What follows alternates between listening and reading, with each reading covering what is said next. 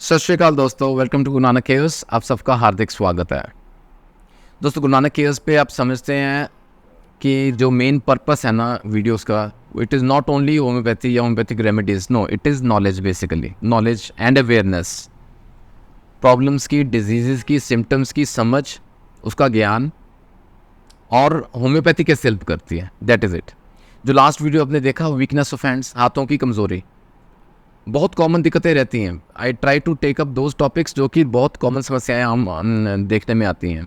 और it was expected, उसी दौरान ये रिक्वेस्ट आई कि टेनिस एल्बो की बात करें, क्योंकि हाथों को या कलाई को लेके दिक्कत रहती थी। हमारे वीकनेस ऑफ हैंड्स वाला वीडियो देख लीजिएगा, बहुत इंपॉर्टेंट इन्फॉर्मेशन शेयर की है। तो उसमें ना ये थोड़ा कहीं ना कहीं जुड़ता है। Tennis elbow it's a term taken, है ना। कोहनी का दर्द, सिंपल भाषा में बात करें, हमारी कोहनी एल्बोज हैं दोनों तरफ, कहीं एक में या दोनों में दर्द हो सकता है। इसको ना लेटरल एपिकोंडाइलिटिस के नाम से जाना जाता है। It's a medical term. अब सुन के बड़ा अजीब लगता है कि क्या भला है। थोड़ी सरल भाषा में समझेंगे, इसके पीछे की कहानी, इसकी स्टोरी समझें, क्या है, क्यों होता है, और ये आखिर क्या है, क्या ये, ठीक है। टेंडन एक वर्ड समझना ज़रूरी है। टेंडन्स, हमारी बॉडी में टेंडन्स होते हैं, ठीक है। टेंडन्स वो टिश्यू हैं जो कि हमारी बॉडी के ना मसल को ना बोन के साथ जोड़ते हैं।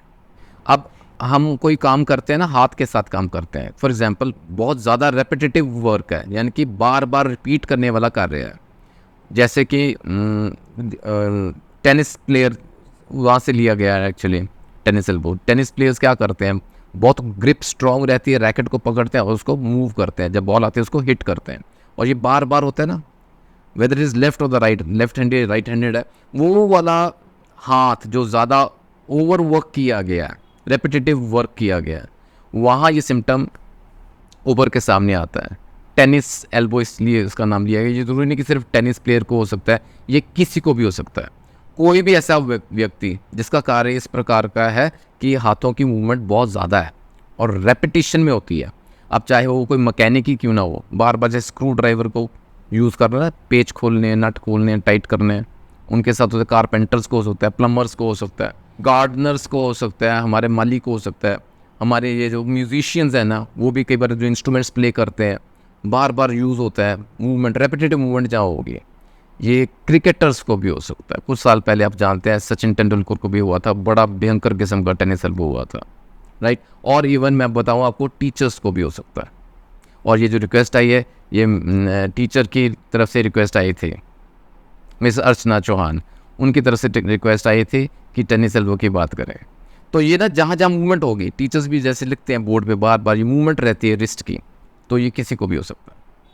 होगा क्या, देखिए, मसल का काम है, जहाँ मूवमेंट रहेगी ना, मसल काम करती है, मसल परफॉर्म करती है अपना फंक्शन। लेकिन कई बार जहाँ ओवर वर्क हो जाए ना, ओवर स्ट्रेनिंग हो जाए, वो मसल क्या होगी, वो थक जाएगी। मसल थक जाती है, इट गेट्स टायर्ड, तो बेचारा टेंडन कहता है कि तेरा लोड मैं ले लेता हूँ अपने ऊपर।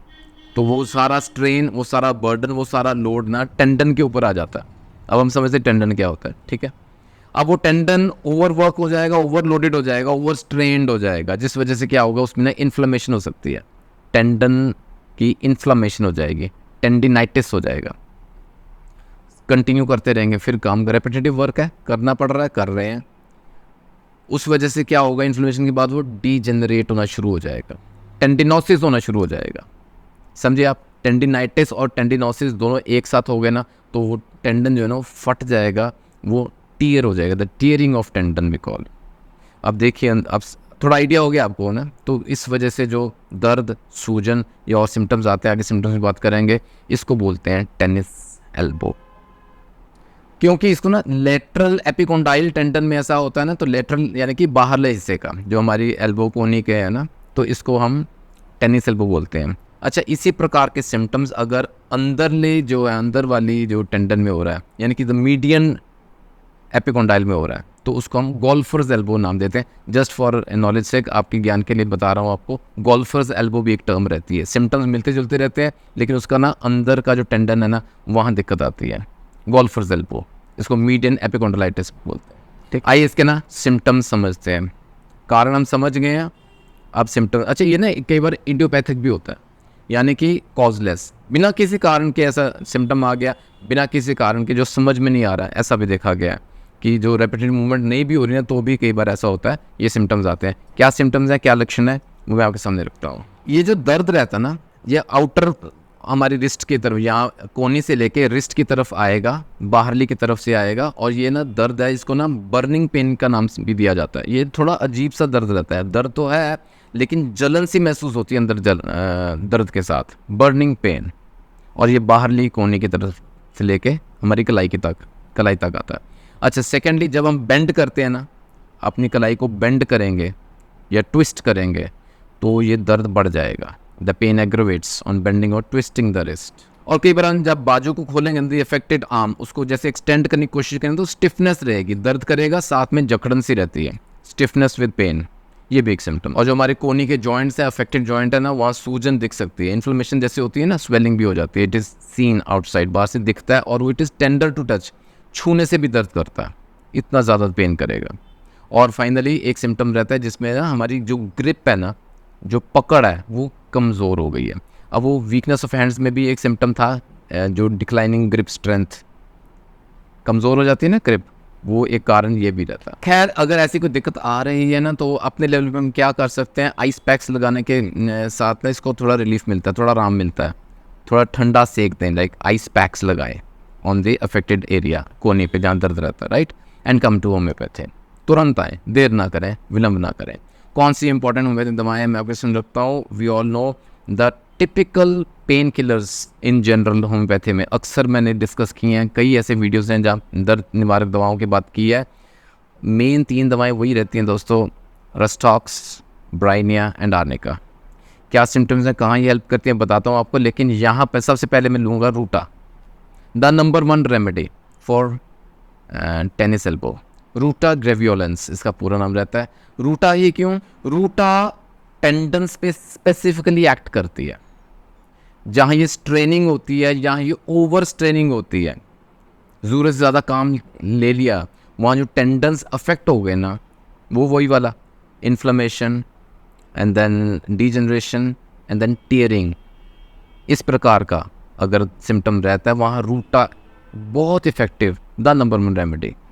और पर्टिकुलरली हमारी जो कलाई के जॉइंट है ना, यहाँ पे अगर अफेक्टेड हो रहा है, यहाँ के जो टेंडन्स अफेक्टेड हो रहे हैं, वहाँ तो रूटा आप आंख बंद करके दे सकते हैं। अच्छा, सेकेंडली नोट कीजिएगा, बहुत भयंकर पेन होता है जिसको हम बोलते हैं एकिंग पेन, बहुत डीप अंदर जाके टेंडन्स में दर्द रहता है, बहुत सिवियर पेन रहता है, एकिंग पेन इज देयर, वो ऑब्जर्व किया गया।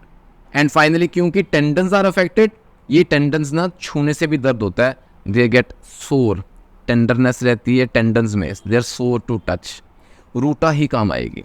अगर देखिए एक्यूट कंडीशन है, अभी कुछ दिनों से ही जैसे ना दिक्कतें आनी शुरू हुई हैं, तो Ruta 30 CH is sufficient to begin with, ठीक है। 30 CH 2 बूंदे दिन में 2 से 3 बार दे सकते हैं, इस कंटिन्यूटी में दे, आपको राहत मिलेगी।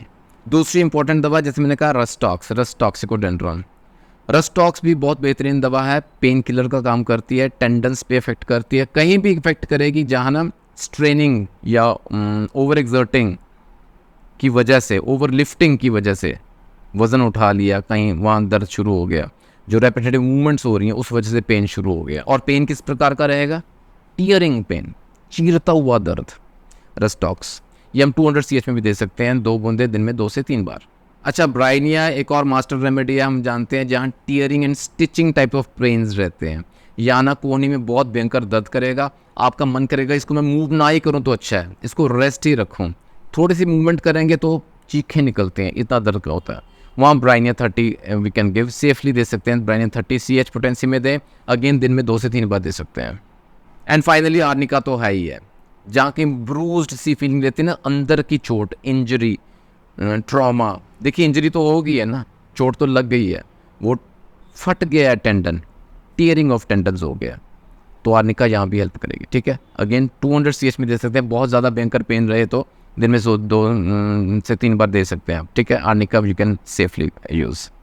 दोस्तों ये तो थे प्रमुख दवाएं जो कि टेनिस एल्बो जैसे सिवियर पेनफुल कंडीशंस में ना हमारी मदद करती है, राहत पहुंचती है।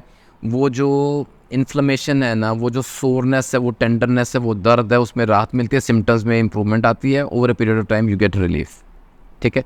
दोस्तों होम्योपैथिक ज़रूर अपनाएं, कोई साइड इफ़ेक्ट नहीं है, ज़्यादा महंगे pain killers, allopathic pain killers, non steroidal जैसे एंटी इन्फ्लेमेटरी ड्रग्स के तो स्टेरॉइड्स भी देने पड़ते हैं, इतना ज़्यादा दर्द रहता है, लेकिन they are associated with side effects. Come to homeopathy, the sooner the better. अक्सर बोलता हूँ, जल्दी आए होम्योपैथी अपनाएं। और जुड़ रहे हैं गुरु नानक केयर्स के साथ for more such informational videos. कोई और आपको डाउट है, कोई सुझाव है, do mention the comment section, वो अगले वीडियो में ले सकते हैं। अपना ख्याल रखिएगा, टेक केयर, जल्दी मिलेंगे अगले वीडियो में। God bless.